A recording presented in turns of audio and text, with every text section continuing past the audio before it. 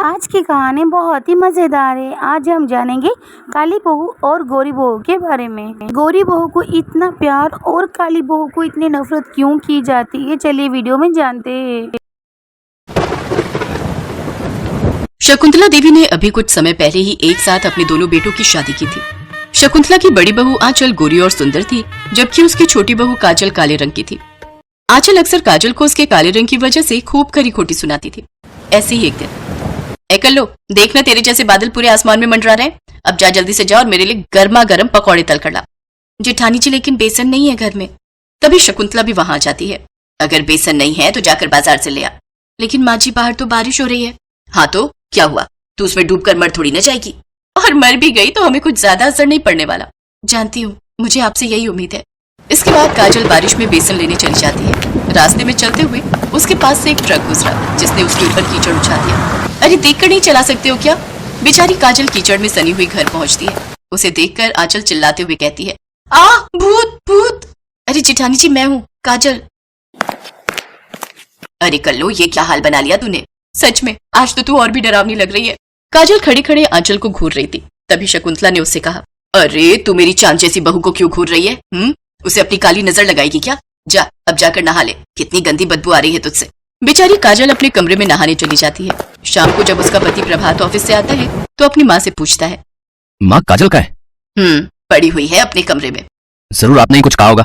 हाँ, तू तो हमारे ऊपर ही शक करेगा। पता नहीं उस कल्लो ने तुझ पर क्या जादू किया हुआ है। माँ, आपकी इन्हीं सब बातों से तो मैं परेशान हूँ। खैर, आपसे मैं बाद में बात करूंगा। काजल अपने कमरे में रो रही थी, लेकिन प्रभात के आते ही उसने अपने आंसू पोंछ लिए और उन्हें छुपा लिया। रुको, मैं अभी तुम्हारा मूड ठीक कर देता हूँ। ये लो। ये हार आप मेरे लिए लाए हैं? नहीं, पड़ोसन के लिए लाया हूँ, सोचा तुम्हें दिखा दूं। क्या आप भी ना। उस घर में काजल को प्यार देने वाला उसका पति ही था।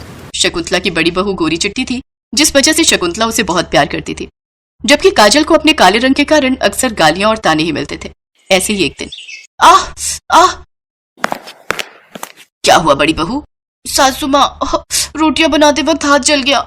बहू, तू तो वैसे ही इतनी नाजुक है, आखिर किसने कहा तुझे रोटियां बनाने को? तू अभी रुक। काजल, अरे ओ काली बहू। जी माँ जी। बेशर्म कहीं की, तुझे अकल है या नहीं? तेरी जेठानी रसोई में रोटियां बना रही है और तू अंदर आराम फरमा रही है। देख तो बेचारी का हाथ भी जल गया। जा, जाकर रोटियां बना। काजल किचन में जाकर रोटियां बनाने लगती है कि तभी बाहर तेज बारिश शुरू हो जाती है। अरे मैंने तो छत पर कपड़े डाले थे, सब भीग गए होंगे। बेचारी काजल अकेले ही जाकर सारे कपड़े उठा कर लाती है, जिसमें वो खुद भी पूरी भीग जाती है। अरे ओ काली बहू, कहाँ घूम रही है? ये ले, ये मेरी साड़ी धो दे, मुझे कल पहनना है इसे। इन सब के बीच बेचारी काजल को अपने गीले कपड़े बदलने तक का भी वक्त नहीं मिला और उसको बुखार ने जकड़ लिया। अरे ओ काली बहू, ये तो तुझे अच्छा बहाना मिल गया आराम करने का। नहीं माँ जी, मुझे सचमुच बुखार है। अच्छा, ठीक है, चल तू दवाई खाकर आराम कर। आज का काम आंचल बहू देख लेगी। क्या मतलब आपका, आंचल बहू देख लेगी? मैंने अकेले काम करने का ठेका थोड़ी ना लिया है। ये क्या मतलब? बहू, तू भी इस घर की बहू है और काजल की ही तरह तेरे ऊपर भी इस घर की सारी जिम्मेदारियां हैं। सासू माँ, मुझे ये सब बहू और जिम्मेदारियों के पाठ मत पढ़ाइए। अगर मैं बहू हूँ तो आप भी तो इस घर की मुखिया हो, तो सारी जिम्मेदारियां आपके ऊपर भी हैं। और वैसे भी मेरे पापा करोड़पति हैं, तो मुझे ये सब घर के कामकाज करने की कोई जरूरत नहीं है, और ना ही मेरे पास पैसों की कमी है। शादी के बाद अपनी पहली बारिश के मौसम को मैं इस तरह वेस्ट नहीं जाने दे सकती। बाहर कितना रोमांटिक मौसम है, और आप चाहती हैं कि मैं चूल्हा चौका करूं? ना बाबा ना। इसलिए मैं और ये तो चले 5 स्टार होटल में डिनर करने, और हाँ, आज रात हम वहीं स्टे करेंगे। आप अपना खुद देख लीजिए। इतना कहकर आंचल वहां से चली जाती है। इसके बाद शकुंतला को ही घर के सारे काम करने पड़े। तब उसे अपनी छोटी बहू काजल की अहमियत समझ में आई। शकुंतला काजल के पास गई और उससे माफी मांगने लगी। काजल बहू, मुझे माफ कर दे। आज तक मैंने तेरे रंग को लेकर तुझे कितना भला बुरा कहा, तेरे रंग के कारण तेरी खूबियों को भी नजरअंदाज किया, लेकिन आज मुझे तेरी अहमियत समझ में आ गई और अपनी गलती का भी एहसास हो गया। मुझे माफ कर दे। इससे पहले काजल कुछ कहती तभी प्रभात बोल पड़ता है, मैं जानता था माँ, एक ना एक दिन आपको इस बात का एहसास होकर ही रहेगा। बुराई अच्छाई को ज्यादा समय तक नहीं हरा सकती। आज तो आपको सब समझ ही आ गया होगा। दोनों बहुओं का असली चेहरा आपके सामने है। अपने बेटे की बात सुनकर शकुंतला की आंखें खुल चुकी थी। अब से वो काजल को ज्यादा प्यार और सम्मान देने लगी, जिसे देख आंचल को बहुत बुरा लगता, और वो कुछ दिनों बाद अपने पति के साथ अलग घर में शिफ्ट हो गई। तो वहीं प्रभात और काजल खुशी खुशी शकुंतला के साथ प्यार से रहने लगे। मनोहर पानीपुरी का ठेला चलाता था। उसकी एक 4 साल की बेटी थी और पत्नी शोभा दोबारा गर्भवती थी। मनोहर का परिवार बढ़ रहा था, इसी चिंता में वो ज्यादा मेहनत करता था। सुबह जल्दी उठकर पानीपुरी बनाने की सारी तैयारी करके मनोहर जल्दी ही काम पर निकल जाता था। और शाम तक ठेले पर पानी पूरी बेचता था। मनोहर की पानी पूरी लोगों को बहुत पसंद थी, इसलिए ग्राहक भी आ ही जाते थे। मनोहर पानी पूरी खिला भाई। आटे की या सूजी की भैया जी? दोनों तरह की खिला दे। है भाई, तेरी पानी पूरी खाने में इतनी स्वादिष्ट होती है कि मजा आ जाता है भाई। हाँ मनोहर भैया 40 रुपए की पानी पूरी पैक कर देना, पानी थोड़ा ज्यादा कर देना। अभी कर देता हूँ। आने जाने वाले लोगों की नजर मनोहर के ठेले पर पड़ी जाती थी और पानी पूरी तो एक ऐसी चीज है जिसे देखकर मुंह में पानी आ ही जाता है, इसलिए लोग उसके ठेले पर रुककर पानी पूरी खाते और आगे बढ़ते। पर कुछ दिनों से मनोहर के ठेले पर भीड़ आनी कम हो गई थी, क्योंकि मानसून आ गया था और रोजाना ही तेज बारिश आ जाती थी, इसलिए लोग सड़क पर कम रुकते थे। बिक्री पर असर होने से मनोहर की रोजी रोटी पर भी असर पड़ा था। ये लो, रोटी खा लो। शुभा क्या बात है, चिंता में दिखाई दे रही हो? पूजा कहाँ है, दिखाई नहीं दे रही? वो पड़ोस वाली माला के घर खेलने गई है। वो शरद बाबू आए थे, मकान का किराया मांग रहे थे। बोल रहे थे 15 दिन ऊपर हो गए हैं, उन्हें अगले हफ्ते तक किराया चाहिए, नहीं तो हमें ये घर खाली करना पड़ेगा। उन्हें हमसे ज्यादा किराया देने वाले किराएदार मिल रहे हैं। अरे तू चिंता मत कर, इस हालत में तू चिंता करेगी तो बच्चे पर भी असर पड़ेगा। मैं शरद जी को कल बोल दूंगा, वो मुझे कुछ दिन की मोहलत और दे देंगे। मनोहर शोभा को तसल्ली दे देता है, पर वो खुद ही बहुत परेशान था, क्योंकि उसी शाम जब वो काम से लौट रहा था तो लोगों में बारिश और तूफान को लेकर चर्चा बनी हुई थी। अरे मनोहर, तुमने सुना क्या? मौसम विभाग का कहना है कि अगले 4 दिनों तक भीषण तूफान और बारिश के संकेत हैं भैया। सड़कों पर पानी भरा रहेगा, इसलिए हम सबने तो सोचा है कि कुछ दिन घर से ही ना निकले। तुम ठीक कह रहे भैया, 2-4 दिन अब घर पर ही आएंगे। वैसे भी मेरी अच्छी खासी बिक्री हो जाती है, पर डर भी तो है बारिश में अगर बाढ़ आ गई तो, सड़कों पर पानी भर गया तो है, घर नहीं लौट पाए तो। मैं तो सोचकर ही घबरा रहा हूँ भैया। चलो भाई चलो, समय से घर चलते हैं भैया। मनोहर उस शाम को हुई इस बात के बारे में सोच सोच कर करवट बदल रहा था। उसे समझ नहीं आ रहा था कि वो अगले दिन जाए या नहीं, पर उसे मकान का किराया भी चुकाना था, इसलिए वो मकान मालिक शरद से बात करने जाता है।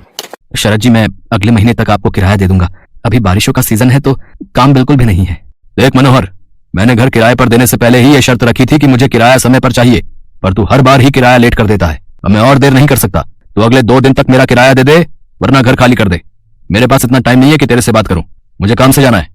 मनोहर चिंता में घुला घर लौट आता है।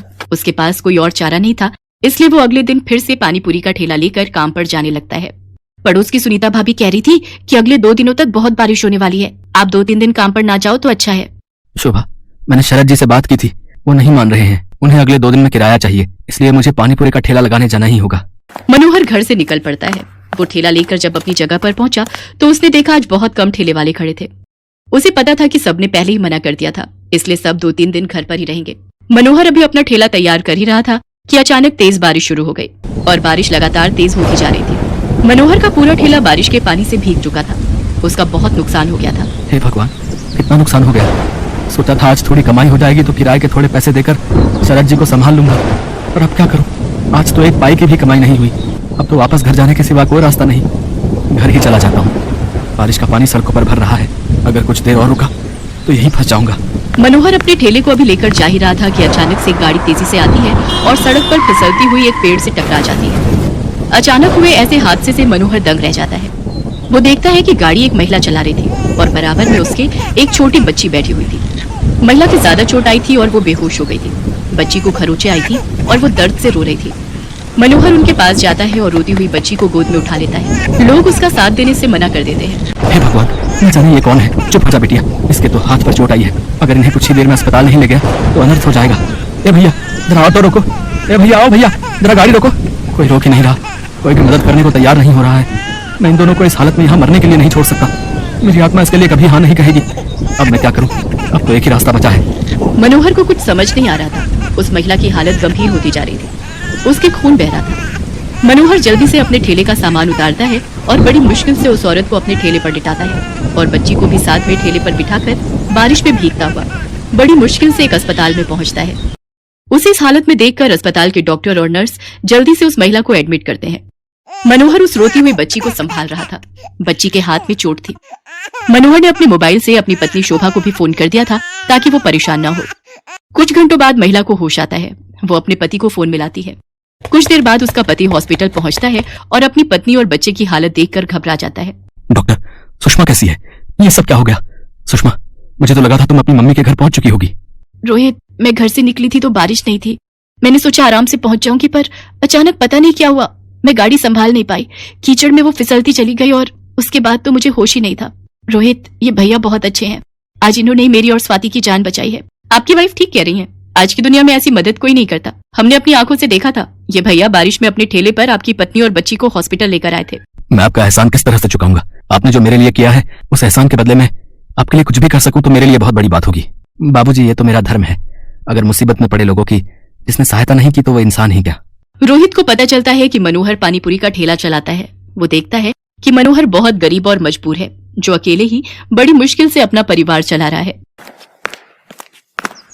मनोहर भैया, अब आपको चिंता करने की कोई जरूरत नहीं है। आपका मकान का किराया भी भर जाएगा और आपके परिवार की परेशानियां भी दूर हो जाएंगी।